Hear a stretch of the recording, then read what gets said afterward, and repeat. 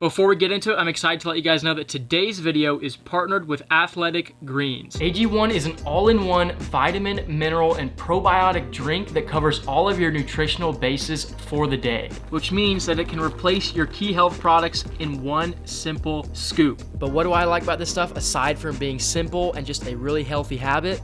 Freediving is a physical and mental sport. I have to perform, and some of the stuff in AG1 is listed on Freedivers Instructors International as great supplements for diving. AG1 gives me that extra support for my body to function more efficiently. And as a whole, AG1 has 75 vitamins and minerals. It has adaptogens, probiotics that support gut health, as well as supports immunity. All things that just help your body function better. So with that said, you're probably asking, how does this stuff taste? At first, it took a little getting used to. It's grown a lot on me. I can down this no problem. But you can mix this stuff with juices. I actually really like mixing it with V8 pomegranate blueberry juice, but it's up to you. So if you're interested, click my link to get a 1-year supply of immune-supporting vitamin D3K2, as well as 5 free travel packs with your first purchase of Athletic Greens. And welcome back, y'all. We are starting this video out at 10:20 p.m. the night before the dive trip.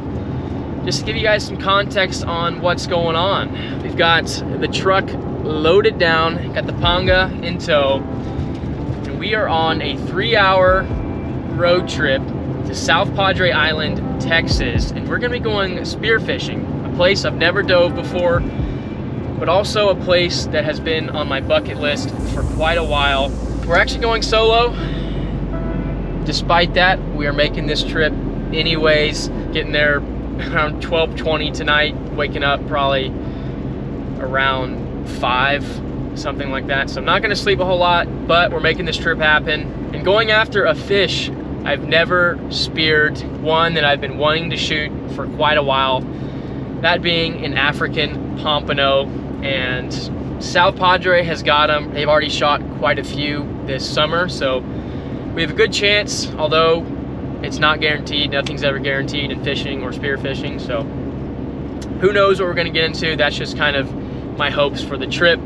But yeah, we're actually not going out in my Panga in this video. We're gonna be meeting up with a spearfishing guide down here named George Brown, and I figured this would be a good play.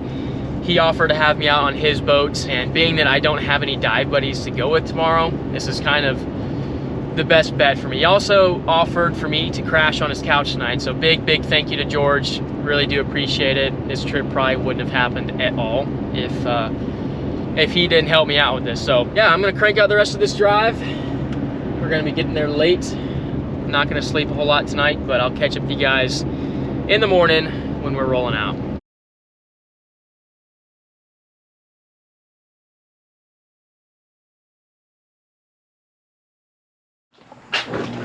This is the workshop, huh? This is the shop, yeah. This is where it all goes down, man. I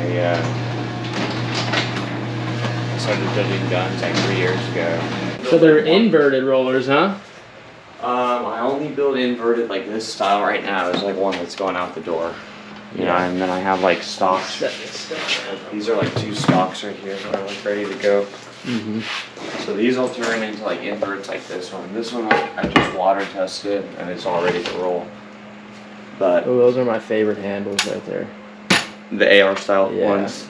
Yeah, so dude, I just have this little Osage handle that I hold on to. You can tell she's been used a little bit. Dude, she's been beat up pretty hard. The slip tip's definitely gone into some fish.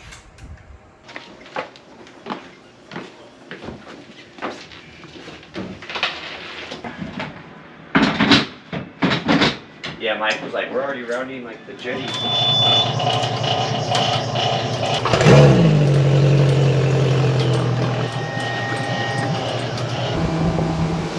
We're rolling out. So there was like 50 pounds. And I've shot like 2 deer that are like 25, 30.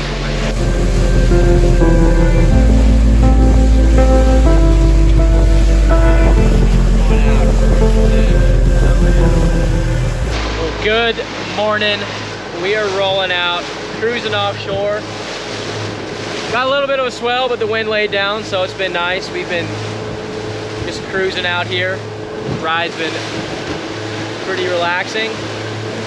We're out with Captain George Brown. He runs a spearfishing guide service down here that I was telling you about last night. It's called Texas Bluewater Spearfishing, and he's gonna show me how it is down here. I'm pretty exhausted, didn't sleep much last night, but I did get really good sleep. George was kind enough to let me crash at his pad, so big thank you to him for that. It's looking beautiful out here. Water's starting to clean up. We're gonna go hit a couple rigs and start diving there. So see y'all when we get there and you can hear us a little better. Really exciting to have you out on the boat today, man. I can't wait to see what kind of fish we get into. Hopefully lots of cobia, hopefully lots of African pompano, some pompanos, africanos. Would be freaking awesome, man. So we just hooked up to a very small chicken mahi, which gave us a ton of morale. So we're gonna take another whack at it and see how it goes. We just made it out to the rigs. We're diving some jack-up rigs. And one thing that I've often heard from people is that these jack-up rigs don't leave them in the water for as long of a term as, say, a regular oil rig that you guys see me dive. And how many rigs did you say were out here? Like 10, 12? There used to be 13. 13. There used to be 13 out here, and We'd call it Rig City. so I guess they pulled all but 4 out. How long ago was that when there was 13? It was about 4 years ago, and they're all decommissioned, and they're all just parked out here. That's why. Yeah. they're So out within here. 4 years, they pulled out 9 rigs, which is really unfortunate. If you guys watch my videos, you obviously know these rigs are fish havens and are just really, really good for fish, really good for fishermen, really good for divers. But unfortunately, these rigs are probably not going to be here for very much longer. But yeah, it's something I don't really think I've talked about much on my channel before, that is an unfortunate thing that's been happening here in the Gulf of Mexico. You know, these oil rigs, they get a bad rep, you know, from the media for oil. But these structures, these artificial structures, are so good for the Gulf of Mexico. We don't naturally really have much structure since our bottom is mud, and putting these in here provides, you know, opportunity for coral and just structure for fish to live on. So pretty interesting. I wish they wouldn't be pulling all these rigs out like they are. Within the past, I want to say 6 years since I started diving, they've pulled probably 10 of my favorite rigs, which sucks, but we're trying to make the best of the ones we still have. We're hooked up. Oh, you got a fish, yeah. Oh, you got a little cuda. Maybe that's what happened. You kept me from hooking the rig, so hey, I'll take it. Might be a good bait fish right there. Yeah, some chum. We got some shiny chum. Where are you going to pull it in? Bait up. There you go. I can smell them already. Yeah, I'll just open this. This is just bait usually, so you know. Anyway, yeah, if any of you guys know what's going on with the rigs, I mean, I understand they sell a lot of these for scrap. Maybe there's government regulation causing them to have to pull them out, but if there's any way we could help maybe to prevent them from doing that, converting more to reefs. I know they have rigs to reef programs here in Texas, but they're still pulling a lot of rigs out and they're not leaving much on the bottom. They used to just cut them and leave a big jacket, you know, down 40 to 60 to 80 feet. But recently I've noticed they've just been pulling a lot of them. So I don't know, it's unfortunate. Without these rigs, without artificial structure, we really wouldn't have much to fish or dive here in the Gulf of Mexico out of Texas. So these kind of make our fishing industry, if we're being honest. But yeah, we just got out here. Game plan is to look for some African pompano, cobia, whatever else tastes good. Hopefully you can find some grouper. That's a possibility. Hey guys, my name is George Brown, Captain George Brown. Been guiding for at least almost 5 years now. Been spearfishing for probably like 15. But yeah, just like Braden, I love the sport so much. I run a small outfitter down here called Texas Bluewater Spearfishing. I now make custom spear guns. I have an inverted roller spear gun that I've kind of like my signature model that I absolutely love. So I build spear guns when it's windy, and I take people spearfishing when it's not windy. And I'm based here on South Padre Island, and we get to come and dive awesome things like this rig. you know. We get to dive a lot of wrecks inshore. South Padre is really awesome because we get really clear water in state waters. Great state water red snapper fishing, great pelagic fish, you know, African pompano, like don't have to do crazy runs out to get to Bluewater. It's amazing stuff, man. If you guys ever want to come down, book a trip, you can look at my Instagram, YouTube, Facebook. I have all those business accounts opened up, you know, trying to keep things up to date and live so you guys can stay up to date with my business. What I do, what I love to do. If you guys have any interest in it, I'm more than happy of taking beginner to advanced and trying to show you guys how to get into the sport safely, and you know, we can all do it together, and it's a lot of fun. You can trust me, and we'll probably see it on the video here later how much fun it is. Yeah. Gonna be rocking the double roller since we have a shot at these APs. I put a double flopper spear on there just for ease of diving. Also, I'm hoping it'll slow the AP down a little bit faster than a slip tip would.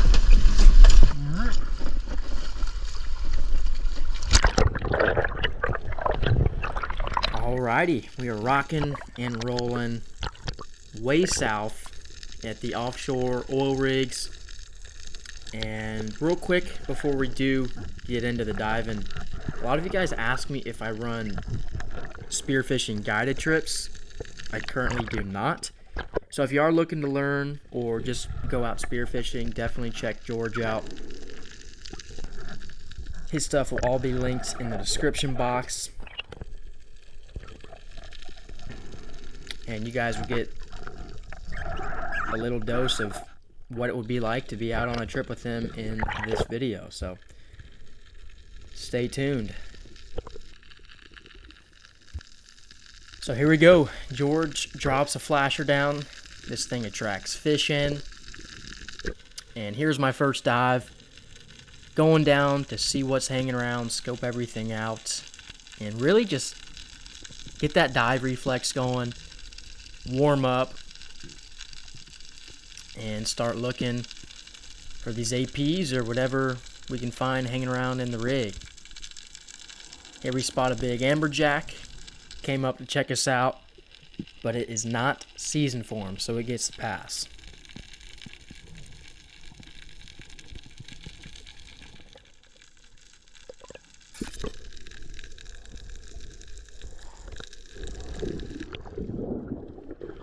So we dive around for a while, get warmed up, we make quite a few dives, but here's a really good example of the way I'm looking for these African pompano. I'm descending down anywhere from 40 to 80 feet and just setting up on the oil rig, whether it be laying on one of the pipes or just grabbing on. This allows me to relax and save a lot of air down here so I can stay down longer to scan for these African pompano. Also, the rig provides a bit of cover, which sometimes can spark the interest of those fish. They see that you're somewhat camouflaged, but they know something's up, and they'll come in closer.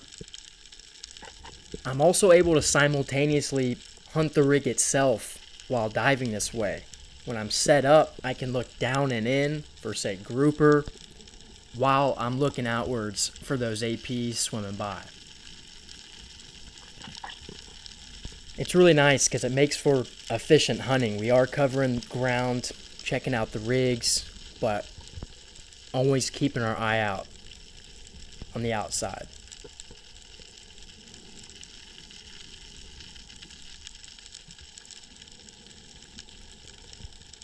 So this is what it's like. A lot of just staring out into the open abyss, scanning hard. It's a lot like glassing for animals. You're really just trying to spot one. But it is nice because I'm able to look into that rig. As I was saying, you can see I'm really checking it out hard there.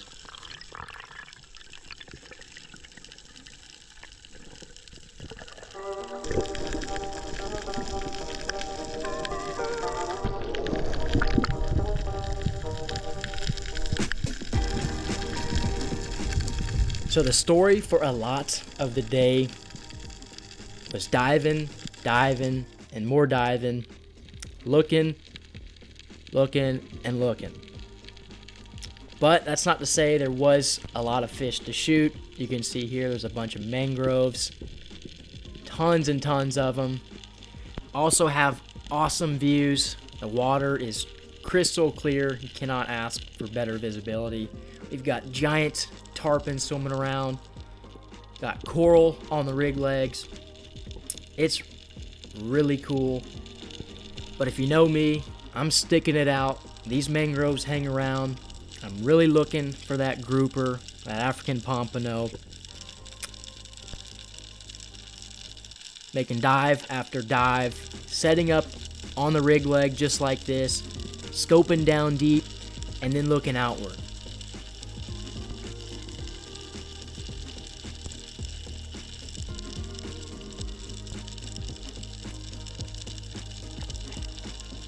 As you can see, we've got lots of mangroves hanging around, but I'm holding out. And of course, we've got the barracudas. If you guys are new to diving down here in Texas, you can shoot and eat these things. They taste great.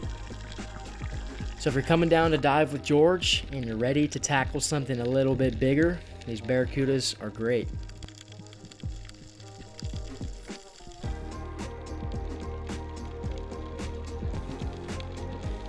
Here I made a bit deeper of a dive, sped that thing up since it takes so long going down and up. But as I said earlier, the bottom here is at 120 feet. It's a bit murky here. You can see those bottom cross beams there, but stay tuned for later in the video. We get really warm and actually make some dives down to the bottom at one of the rigs where it actually cleared up. All right, y'all, well, we just hopped out of the water. George is untying us. We're actually gonna move spots now. We dove each section of this rig here. No African pompano. Got great visibility though. Saw some big mangrove snapper. Overall, I think we just saw big amberjack, big mangroves as far as stuff to shoot. There's tons of kudas as you guys saw, but nothing exotic that has caught my attention. Waiting on that African pompano. I don't want to pull the trigger on something and then have an AP roll up right after, so we're gonna be pretty selective with today. We're not out, you know, looking for a meat haul, anything like that. I'm hunting today. We are really hunting and honed in for African pompano, so you guys stay tuned. We're gonna keep trying. All right, y'all, these guys said they just saw some APs, so I'm scrambling for spot number 2. Whereabouts are they?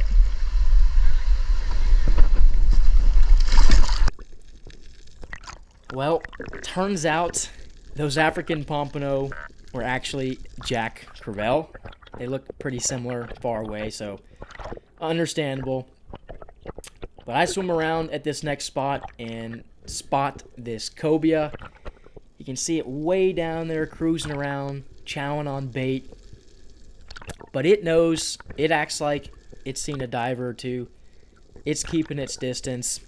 I make multiple dives on this thing, using all of my tricks, looking away, diving away from it, stuff that would usually make them interested and come straight to me, but nothing works. He didn't want to come up. Yeah, he skirted off over here and I lost him, and I was kind of watching like, yeah, I didn't want to chase him off anymore. He just wouldn't come close.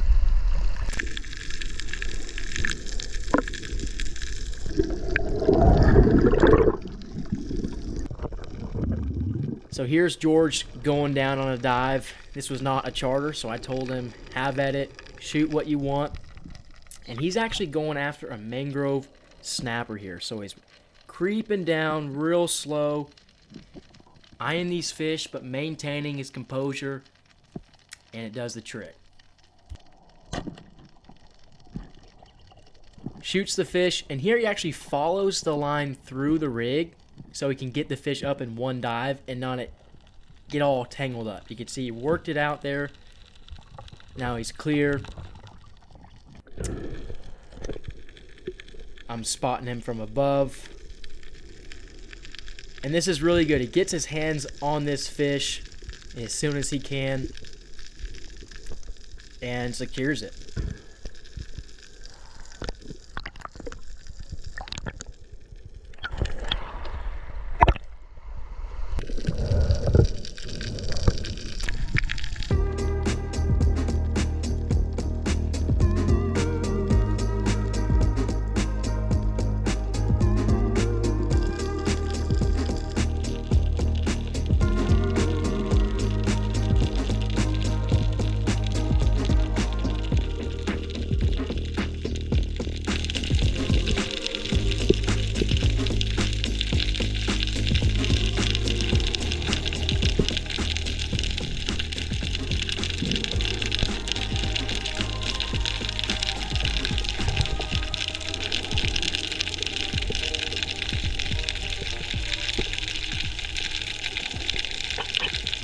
dive after dive, I was looking, but those APs don't always want to come out and play. Nothing is guaranteed in spearfishing, that's for sure. I thought you fell asleep down there.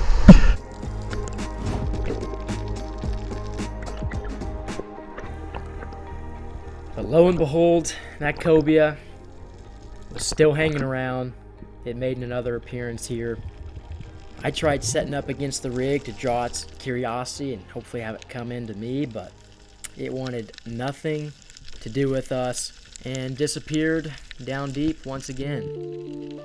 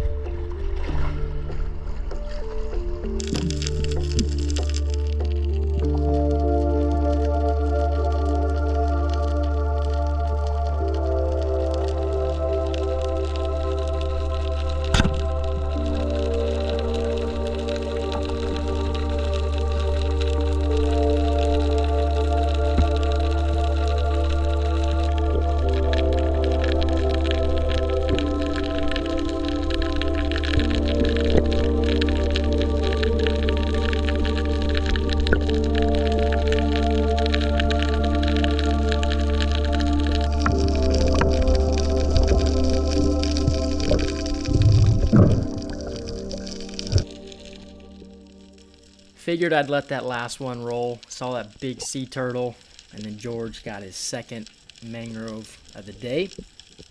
But this right here, what you're looking at, is what I've been scouring the rigs for all day. Gag grouper.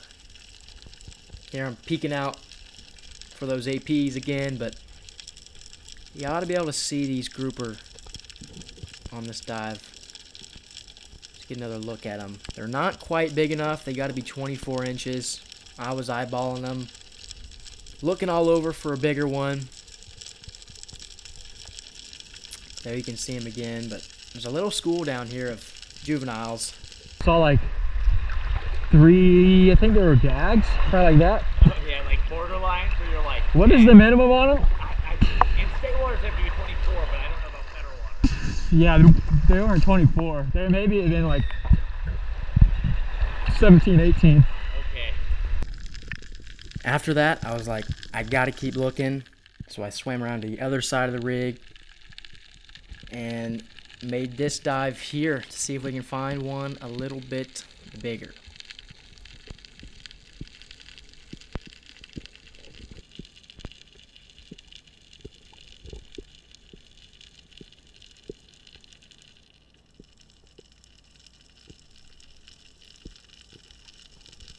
Got tons of bait, as you can see, and here we spot a little bit bigger gag grouper. I'm really eyeballing this thing. I know it's close, but I think it'll make that minimum. You can see I sit on this pipe.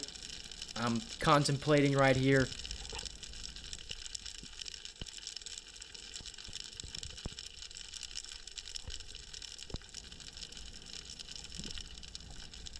Get one peek out for an African pompano, and if I don't see one, I'm pretty set. I'm gonna shoot this thing. It's quite a bit bigger than those other grouper, and I don't think I'm gonna find one any shallower than this.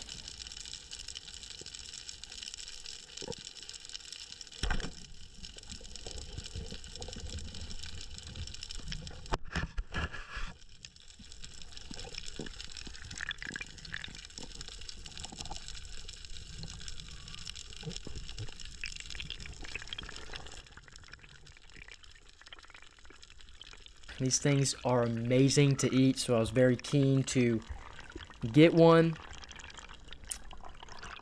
Here I think it actually got stuck, so I had to grab my gun and let some reel line out. Don't see those very often down here in Texas, so pretty cool. Just got to go quite a bit deeper for them. There's some big ones out deep, a little bit deeper than my diving ability, but they're there. And I mean, these aren't cuberas, so I'll shoot a smaller one to eat. I was actually out wahoo diving one day, and when I got back, I saw there was a picture of a boat next to me that had caught a 40-pound black grouper. So those big grouper are lurking here in Texas. They're just really deep, and I guess few and far between. They're there, but not on the heavily fished spots, that's for sure. George said he actually sees quite a bit of these smaller gags on his shallower spots he dives. Look at that grouper. Beautiful gag, first one ever. And I hear these things are awesome to eat, so super excited about that. But we're gonna get back in the water and see if we can go intercept an AP, so let's do it. Man, two huge like blackfins swam by right now. Blackfin? Yeah, tuna, like huge. What? For blackfin, they were huge. What the heck? Yeah, like. So if you guys heard that, George actually just said he saw some blackfin tuna. And then shortly after that, we actually started seeing kingfish and rainbow runners. So we kind of drifted outside away from the rig. We had the flasher down, and these kingfish just started cruising on by. Here I lock in. This is a really nice kingfish, but it's on a mission. It's swimming really fast, so I use a trick. I look down to hide my eyes, to show a lack of interest. The fish starts to turn, and now I turn completely around, also checking to see if there's a closer king. But by this time, this fish turns all the way back around. But then right at the last minute, it spooks off. I probably could have took a sniper shot at that thing if I had 2 bands, but I only had 1 since I was actually looking at shooting a rainbow runner. Here's George's angle of that. I'm not sure if it was the barracuda or me or what that spooked it, but it almost happened. Came close. That was a really nice kingfish. Just couldn't close the deal. I only have 1 band loaded. Yeah. I didn't want to just send one. I'm down to band 2. That's a big freaking. He came in, I could have sniped him, I think, if I had 2 bands, but I didn't feel comfortable with that one. Yeah. Remember, I just put my head down and just looked away, turned right around. Yeah, dude, it's crazy, right? So here it's a little bit later, no dice on the kingfish, but at this point I'm starting to feel really loose. My lungs are stretched. Mentally, I'm in the zone. So I decide I'm gonna punch deeper on this dive.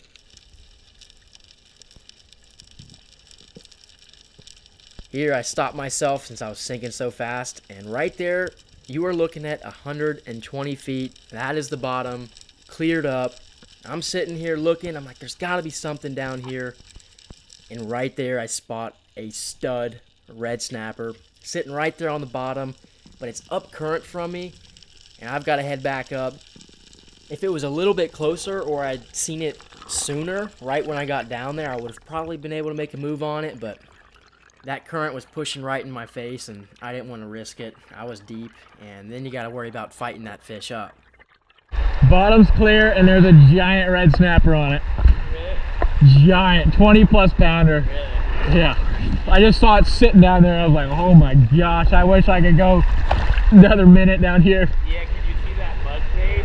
But the whole bottom's clear. Really? Yeah, it's wide open. It's beautiful. Yeah, go for it. So here's George's camera. He was super pumped to hear that the bottom was clear.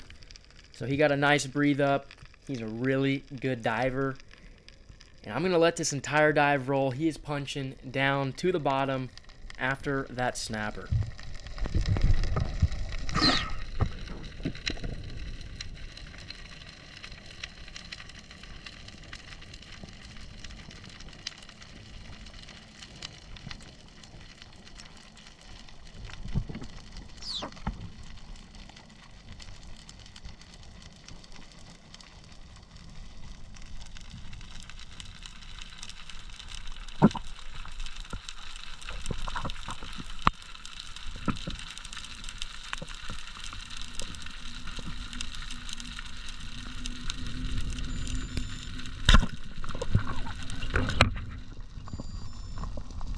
How epic is that? Snipes this red snapper off the bottom, and I don't know how, but this thing does not get wrapped up, does not get tangled up in the rig down there. It actually ran out, away from it, and now George just has to get back to the surface. I'm watching him. I'm about to go down, make sure he's good.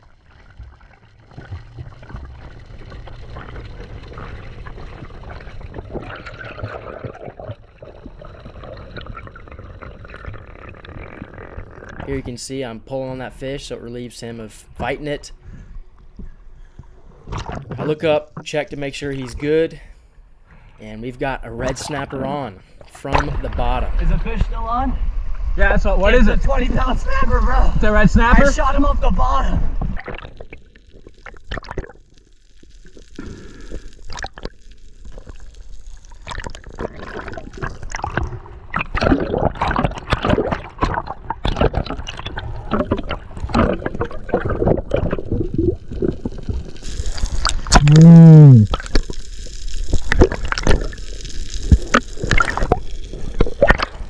Yeah, dude. Definitely a personal best for me. That's that snapper I think Brayden just told me about. I was like, that looks like a big boy. And then I was like, he's gonna hold up. And when he swam out, I was like, thank God. The first 40 feet, I just like locked the reel up. And I was like, dude, I'm gonna black out. Yeah, you cannot fight him that deep. There's no way. Yeah. And right then you were there, man. And that, thank you. Yeah, you're welcome. That's awesome. Yeah, we never shoot reds out here because they're so deep. I saw him and I was like, that's a donkey. I was like, yeah, I was like, I gotta get close too because I got like a band down. Woo! You know, it might be a different one. It might be. There might be another. Because I don't think he was as big. He's like 18 pounds maybe. There was two other ones that were big. 106.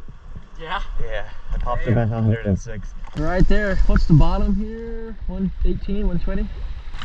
Yeah, that's right there. I'm pretty sure I just made my deepest dive right there too. Dude, that ass. Probably won something right there. Yeah, I usually don't ever hunt past, like I've touched a plate at 105, you know, formally freediving. Yeah. But I've never actually like shot a fish past 30 meters. So that was my first fish I've ever shot past the 30-meter mark. Pretty cool, man. Thank you. Yeah. Something you gotta do with, you know, deep diver buddies too. Yeah, people that you can trust and You got about a whole reel spooled with a line right here. I know.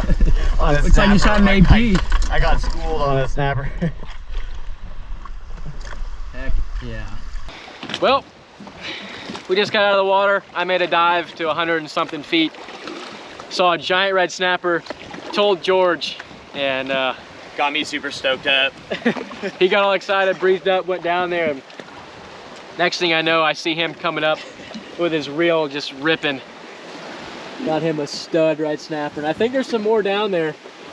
We don't even think this was the 25 pounder that Brayden saw. This one's like a 15 or 17 pounder. Yeah. Still a nice fish, but That is a stud.